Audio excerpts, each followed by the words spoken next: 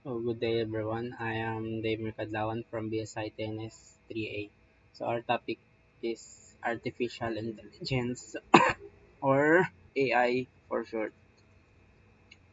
So artificial intelligence or AI refers to the development of computer system that can perform tasks that typically require human intelligence.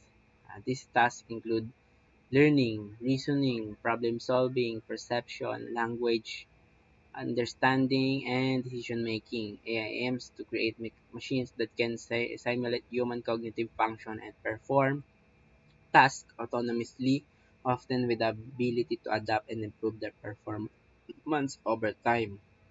So, ayun nga yung AI, parang, kumaga, isa siya, kumbaga, yun nga, sinabing artificial, hindi siya totally human. Kumbaga, kaya niya lang gawin yung mga ginagawa ng human. Tulad ng yung decision making, learning, tulad ng mga nauuso ngayong tulad ng ChatGPT, yon, problem solving, language understanding. So next is what is the two main types of artificial intelligence? So we have first narrow AI. Meron pang iba na mga types ng artificial intelligence, pero ito nga yung ano, pinaka nag pinaka major type, narrow AI. This type of AI is designed to perform specific tasks sa narrow sets, self-predefined scope but lacks ability. Yun. Kumbaga, kung ano lang yung ano mo sa kanya, kumbaga nag-ask ka, magre-response lang siya. Pero hindi mo siya pwedeng ma-feed na pag-aralan mo to.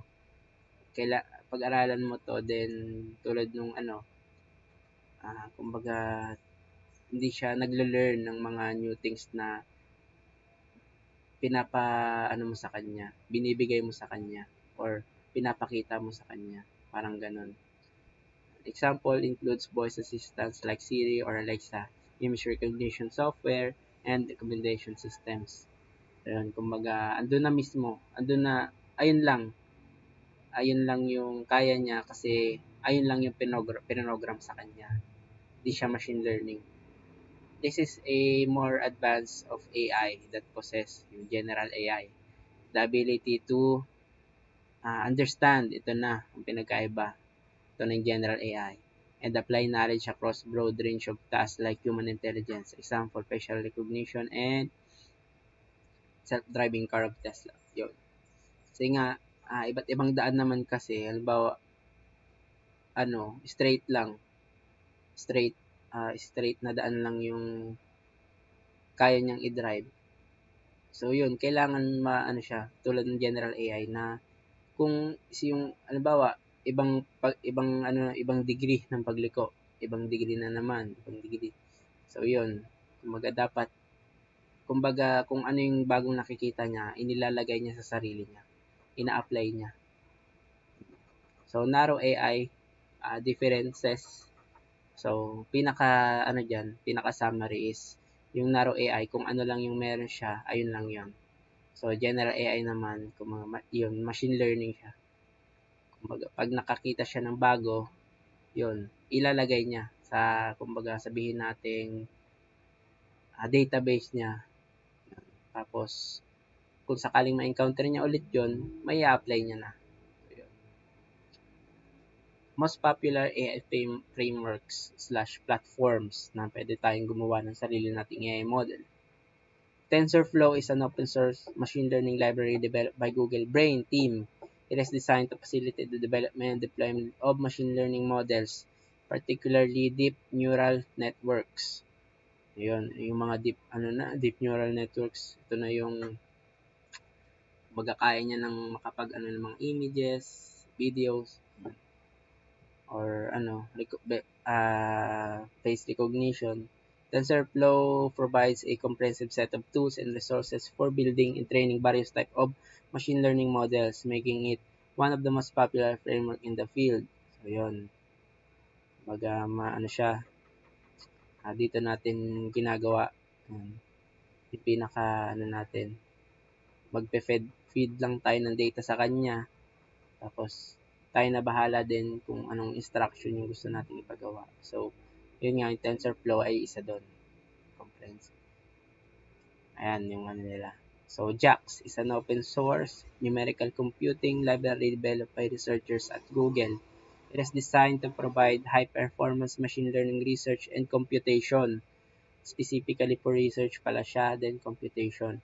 JAX is particularly known for its flexibility, efficiency, and suitability for both research experimentation and deployment. Next is Paddle Paddle, also known as Paddle lang, is an open source. Kanina pa yung open source na yan. Yung open source is, kumbaga, ano siya, pwede mong makita yung open siya sa lahat. Hindi siya totally private na kailangan mong makasali doon sa specific company na yun para makita yung mismong machine. Open siya sa lahat. Yun. Deep learning framework developed by Baidu. It is designed to provide a comprehensive platform for both research and production level deep learning tasks. Paddle supports a wide range of applications including computer vision. So, yun. Yung pwede na siya mag-observe ng environment. So, halimbawa pinakita na, ano tong bagay na to? Sabi niya, ito ay cellphone, ito ay laptop. Ganon. Speech recognition. Yun, kumbaga, pag sinabihan mo siya ng ganito gawin mo. So, yun. Ganon din nga gagawin niya. Nagsiset ka ng instruction through speech, not text. Next is PyTorch. It's an open source deep learning framework developed by Facebook AI Research. Ano naman siya? Facebook naman. Lab. Sa lab. It has gained widespread popularity for its flexibility, dynamic computational graph, intuitive design, making it preferred choice for researchers, developers, and practitioners in deep learning community. PyTorch. Parang Python, no? PyTorch. Apache MXNet. Ang Apache MXNet or simply MXNet is an open source na naman deep learning framework designed for efficiency, flexibility, and ease of use. It is part of Apache Software Foundation and aims to provide comprehensive platform for both research and developers to deploy machine learning models. Yun. Kasi nga, yun nga, MXNet supports a variety of programming language. Yun, ano pala siya? Ang multi-language siya. Hindi lang siya specifically, di mo lang pwede mong ma-apply yung specific AI model mo through different languages. Comparison nila. TensorFlow, popularity, high, growing pa lang yung sa JAX. Moderate lang, growing. So, parang nag-umpisa pa lang to sila. Pero ito high na. Baka matagal na or talagang maganda talaga yung software or platform na to. Ease of use, moderate, high, moderate. So, PyTorch. Kung siguro hindi ka masyadong PyTorch. Kung hindi ka masyadong techie, siguro kasi ease of use eh. Flexibility naman is high, moderate, more on high na sila. Pero bakit yung flexibility, hindi so yun. Ang community support, extensive, strong, increasing pa lang. Kasi nga tulad na itong popularity, growing pa lang. Emerging, ganun din. Active, maraming active sa pag open source kasi more on community yung kumaga nag po-provide nung mismong So, deployment option, diverse, varied, developing, versatile, comprehensive. So, yun. References, ayan. Kasi nga may mga image tayong ginamit. Model. So, yun lang.